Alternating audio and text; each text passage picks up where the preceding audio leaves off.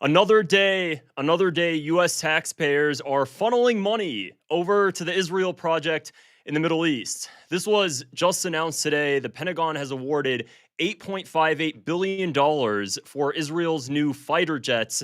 And Boeing is going to be making these jets. So the U.S. Department of Defense awarded Boeing an $8.5 billion contract ceiling today for 25 advanced F-15 fighter jets to Israel, with options for 25 more under the Foreign Military Sales Program. The updated F-15s feature better avionics, weapons capacity, and a range for threats from Iran and proxies, with production in St. Louis, Missouri.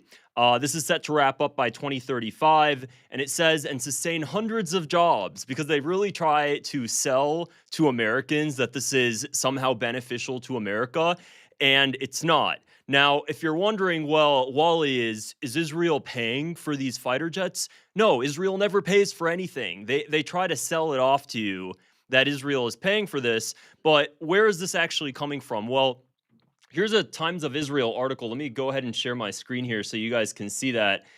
This article was posted on November 7th. So this actual deal we've known about now for a bit, but having Boeing be winning the contract to produce them is what's new here. Let me go ahead and adjust this. So this is a Times of Israel article, and it says, defense minister signs the $5.28 billion deal to buy the advanced fighter jets.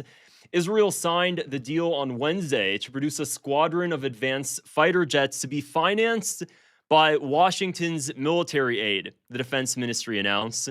So we typically give Israel about $3.3 billion.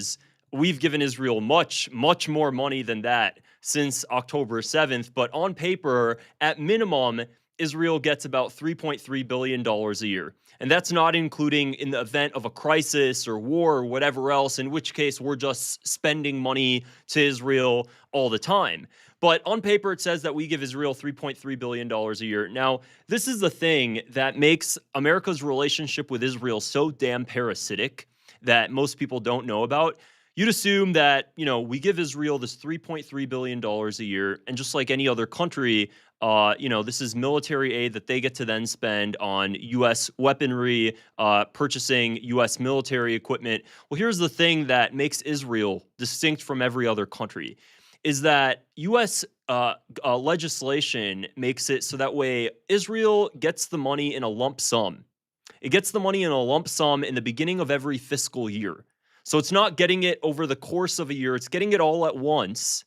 And then Israel, the aid that we give Israel yearly, Israel can then use that money that we give them, and they can invest it back into the U.S. economy. So they generate interest on the money that we give them from U.S. taxpayers. Here's a document I want to show you guys, just to show you how ridiculous the relationship is between the United States and Israel. So let me go ahead and share my screen here. And this says U.S. foreign aid assistance to Israel and development since October 7th, 2023, Congressional Research Service. Let me go straight to the section of the document I want you guys to see, which is right here. Early transfer and interest-bearing account. Since 1991, Congress has mandated that Israel receive its aid in a lump sum during the first month of the fiscal year, not including supplemental appropriations. Of the funds appropriated by this act under the Foreign Military Financing Program, which is the program that these jets were purchased under, not less than $3.3 billion shall be available for grants only for Israel, which shall be dispersed within 30 days of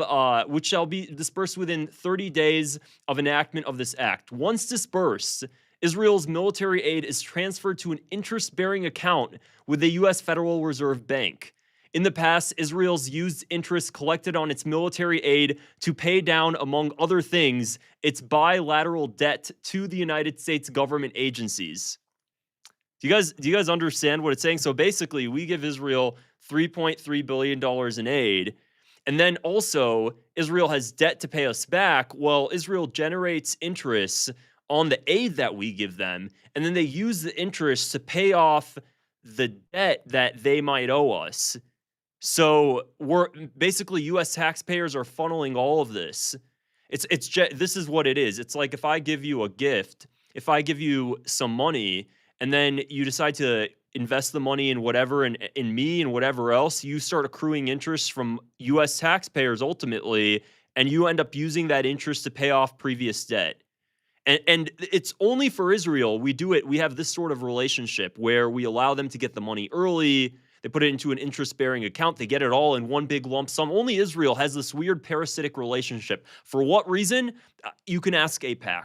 You can ask the fact that every single damn congressman in our government is bought out by a foreign lobby. That's who you can ask to figure out why we have this parasitic, toxic relationship with Israel where it's all give and no take. If you haven't realized yet, this is kind of the Israelis' motto. The Israelis' motto is really this: how much can I get for giving nothing? For giving nothing. That's kind of how the relationship between the United States and Israel works. And then, of course, they're going to have their foreign ministry propaganda program that's spending $750 million this year on propaganda in the United States. They're going to try to push propaganda telling you why it's such a good idea, why America benefits. America's getting all of this hot technology coming out of Israel. All of this stuff really does benefit America. They really try to sell it. I mean, I don't think if a relationship was genuinely healthy and genuinely beneficial to the United States, would you need to spend millions and millions of dollars on propaganda every year to prove that it's worth it?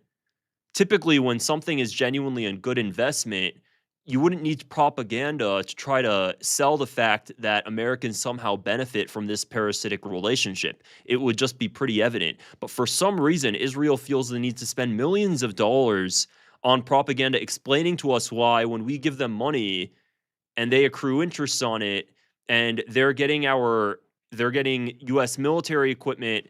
And then most of the time, by the way, this is also something that's important to note. Most of the time, we end up just giving it to them as a grant, and any sort of debt that they owe us at any point, we just completely basically write that off. That's happened a lot in the past as well. And Americans have to try to Israel has to try to sell this off to Americans, and it works because our entire government is bought out. Okay, so on social media, people are really not having it either. Again, just in, Boeing awarded $8.6 billion contract by the Pentagon for 25 F-15 jets for Israel. And we can see a lot of the same thing again. Breaking Reuters reports the same exact report that I just mentioned. So everybody's really talking about it. Wonder which members of Congress benefited from this deal. That actually would be something interesting to look into. And there is also those congressional stock accounts. I think there's a Nancy Pelosi stock trader account. Would be interesting to see if any members of Congress actually purchased stock in Boeing right prior to this announcement. That would be actually pretty interesting to see. Do you think any members of Congress actually knew about this much prior, and the individuals that knew ended up actually purchasing stock in Boeing? That's going to be interesting, and that's going to probably come out in the months to come.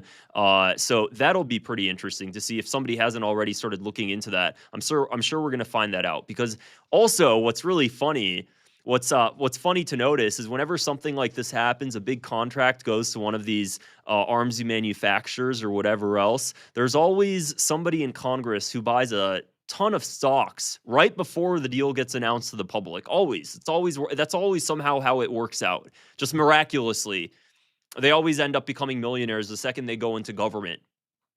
That's the way the U.S. is ran, clearly. So, anyways, guys, it gets to the point now where I feel like we've reached a point. Netanyahu was, of course, at Mar-a-Lago today. This announcement.